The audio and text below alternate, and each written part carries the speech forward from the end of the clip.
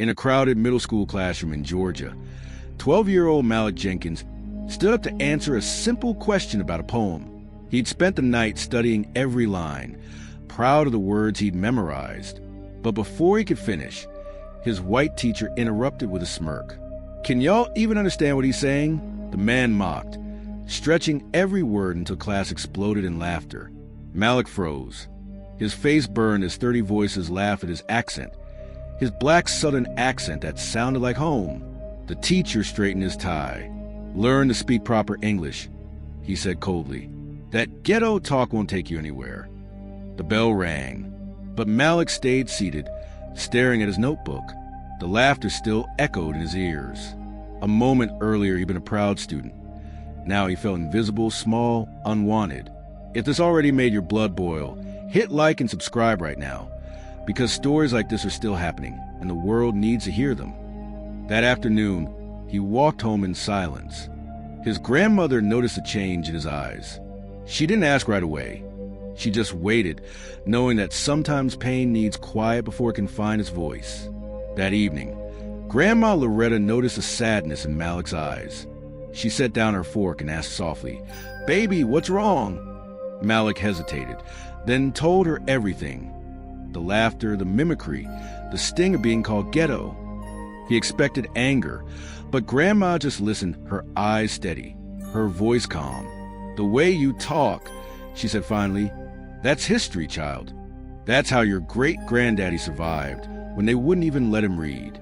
Every word you speak carries the sound of those who fought to stay alive. Don't let nobody make you ashamed of that." Her words sank deep like roots gripping soil. But when Malik lay in bed that night, shame still whispered louder than pride. The next morning, he tried to speak proper, copying the TV anchor's accents, forcing his tongue into shapes that didn't belong. Yet every time he tried to sound different, it felt wrong. Like betraying his family for the approval of a man who'd never respect him. Days later, at the public library, he heard a recording of Dr. Martin Luther King Jr. for the first time. The rhythm, the tone, the power, it sounded just like Grandma. Malik smiled softly. Maybe his voice wasn't broken after all. From that day on, Marcus Jenkins became a quiet regular at the local library. The world outside called his voice improper. But in that room full of books and speeches, he found proof that it was powerful. He watched Maya Angelou recite poetry that sounded like his grandmother's prayers. He listened to Malcolm X turn anger into thunder. And he realized every one of them spoke with the rhythm of where they came from. One afternoon, the librarian, Mrs. Patterson, noticed him glued to an old debate video. "You thinking of trying it yourself?" she asked kindly. Malik smiled nervously. "Maybe, if I can learn to speak right." She shook her head. "Baby, you already speak right. You just need to believe it." That night, he saw a flyer on the school bulletin board. "Debate Club, all grades welcome." The next day, he stood outside the classroom door, heart pounding, ready to walk away. But he remembered the laughter, the humiliation, and his grandmother's words. So he opened the door. His voice shook during the first practice, but when he spoke in the heart, the room fell silent. His coach smiled. "That fire you got, that's something I can't teach. If this happened right in front of you, what would you do? Tell me in the comments. I read every one. And if you want justice as much as I do, hit subscribe." Weeks later, the regional debate tournament arrived. Malik sat at his table, palms sweating, staring across the room at his opponent, Jennifer Morrison, the same girl who'd laughed loudest when his teacher mocked him. She grinned. "Didn't think you'd make it this far, Malik.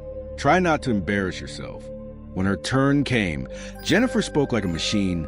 Perfect grammar, polished tone, zero soul. Then it was Malik's turn. He took a deep breath and stepped forward.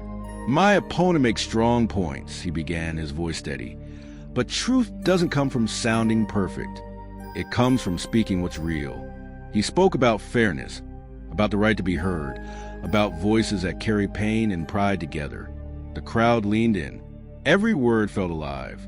When the judges stood to announce the winner, Malik's name echoed through the hall. The audience erupted.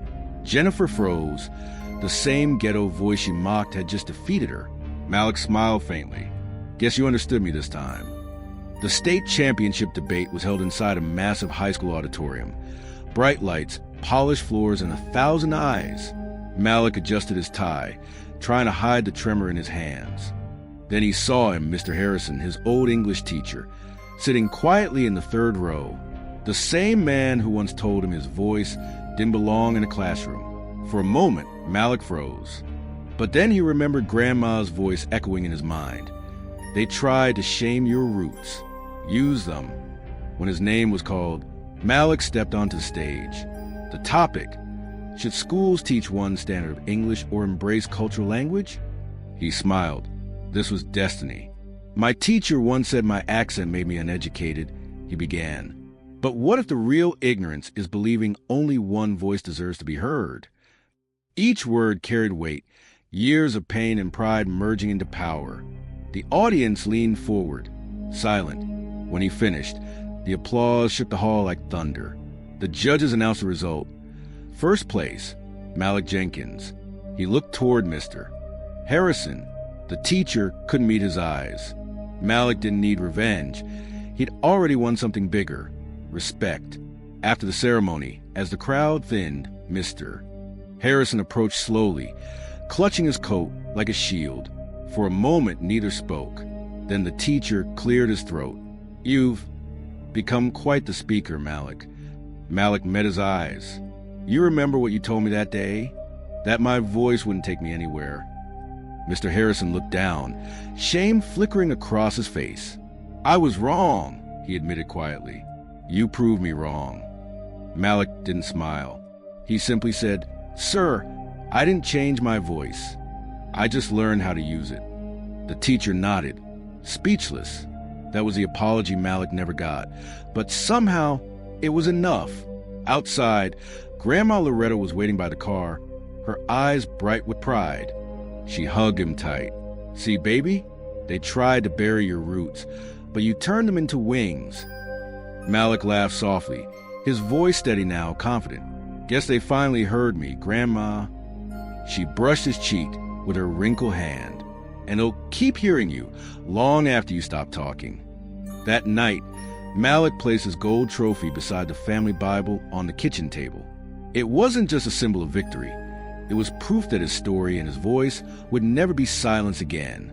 Years later, Marcus Jenkins walked onto a stage that stretched wider than any classroom he'd ever known. The lights were blinding, and before him sat thousands. Teachers, students, journalists, all waiting to hear the voice once mocked as too ghetto. He took a breath and began. My name is Marcus Jenkins. When I was 12, I was told my voice didn't belong in school.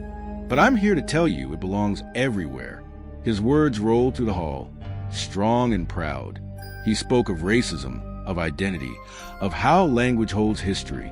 They said my accent made me less, he told them, but it made me powerful. Because when you know who you are, no one can silence you. The crowd rose to its feet, clapping, shouting, crying. Cameras flashed, capturing the man who turned humiliation into hope. And in the front row, Mr. Harrison stood too, this time applauding. Malik smiled, his voice steady as ever. Grandma, he whispered to himself, they finally heard us. If you believe this should never happen again, share this now. And to my USA, UK, and Canadian viewers, your voice is power. Use it. His story was no longer just his own. It had become a movement,